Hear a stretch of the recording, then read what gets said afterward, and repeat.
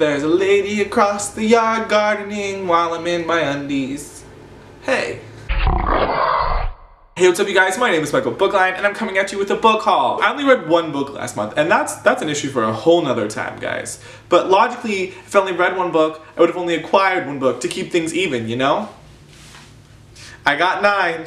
These first 2 books are BookTube making me buy it. Thanks, guys. So first up, we have Lord of Shadows. I didn't even like the first book. Why did I get this one? Can someone please tell me? The first book I didn't hate, but it was very long and there was a lot of it that was just filler. And I've been hearing great things about this one. This is the second book in the This is the second book in the This is the second book in the Dark Artifices series, and it follows Emma and Julian and the rest of the Blackthorn family in current day as they try to fix all of the issues with the Shadowhunter world, because a lot of stuff has gone down in the previous series. If you don't know what's going on, if you don't know about these books, I can't help you at this point. You're too far lost, guys. And I think it's required reading, being Emma's best friend, so that's all I can say. And then we have Akawar. I didn't even read the second book for this series, and now I have book 3.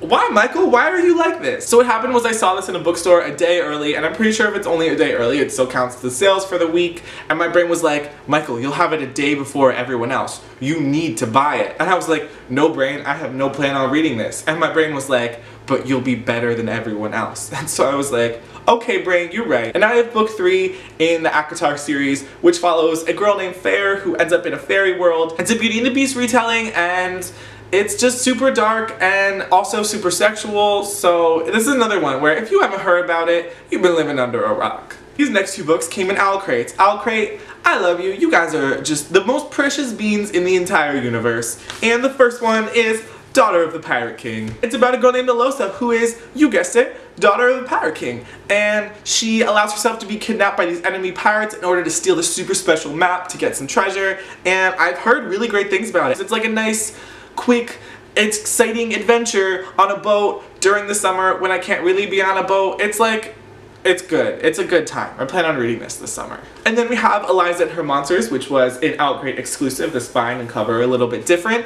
And this is about a girl named Eliza who doesn't really excel in the real world. She much prefers her online world of this webcomic series she writes called Monster Sea, and so she's fine living in that world until someone comes into her life who's like a super huge fan of the series, but he's like real and in person. And he breaks her out of her shell and tries to help her balance the real world with the world she's created for herself, and it sounds really emotional, and I loved Francesca Zappio's first book, so I am on board for book 2. Oh man, I should have made an on board joke for this book, because pirate ship. Next book in my haul is a Who Let Me Into Barnes & Noble When I Was Feeling Emotionally Unstable book. And that is We Are the Ants by Sean David Hutchinson. But in all reality, I have been wanting to read a book by this author, and this one seems really emotional and powerful, and I've heard great things about it. And it follows a character named Henry Denton who has this really difficult life with like losing people and addiction in his family, and then one day he's kidnapped by aliens, and they give him a certain amount of time to decide whether or not they will potentially end the world.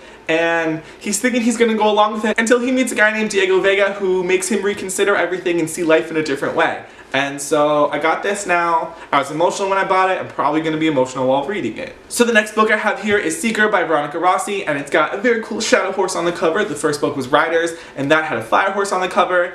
And this book is about the 4 horsemen of the apocalypse and how they're not bringing the apocalypse, but they were given these abilities and these horses to stop the apocalypse from happening from these monsters and demons who are trying to take over the world. Wow, I talk really fast. Next we have Nemesis by Brandon Reichs. This is the first book in a series. Brandon Reichs has been an author for a while now. I can't name any of his books off the top of my head. I'm real sorry. Oh, Virals. That's one. And this book is about a girl who every birthday or every other birthday is woken up in the middle of the night and murdered by some dude, no matter how hard she tries to stop it. But then the next day, she wakes up in this clearing outside of her village with no bruises, nothing wrong with her, and she's like, alright, I'm tired of this shit. And to make things even worse, there's an asteroid headed for their town, and so it seems very like cool, conspiracy, epic, crazy, fun time.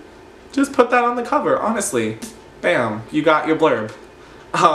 Just kidding. It was blurred by Victoria Aveyard, Ransom Riggs, Ali Condi, Melissa De La Cruz, Cami Garcia, Renee Athier, Alexandra Bracken, Carrie Ryan, Margaret Stoll, Jay Christoph. You have friends, Brandon. Then we have Strange the Dreamer by Laini Taylor. I loved Laini Taylor's first series. Did I ever finish it? No, but not because I didn't like it, because I'm a mess. This is the first book in her new series. It follows a guy named Laszlo the Stranger. In this fantasy world, there's this fantasy town called, oh man, it's a plot line that people can't remember the name of the town, and so I think it's really ironic that I just forgot the name of the town.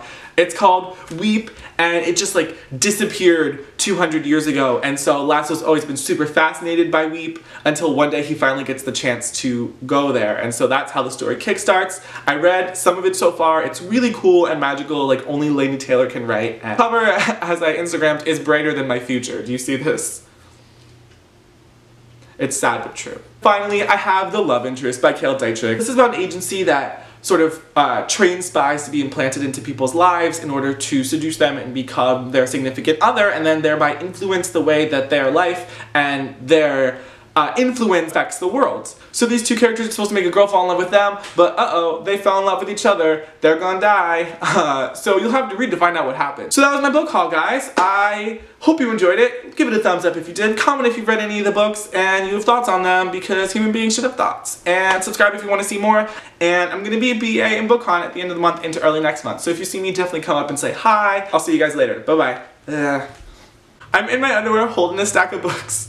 And I have the curtains open so that natural light comes in, and there's an old lady staring across into the window right now. So, this is fun. She's gotta be so confused.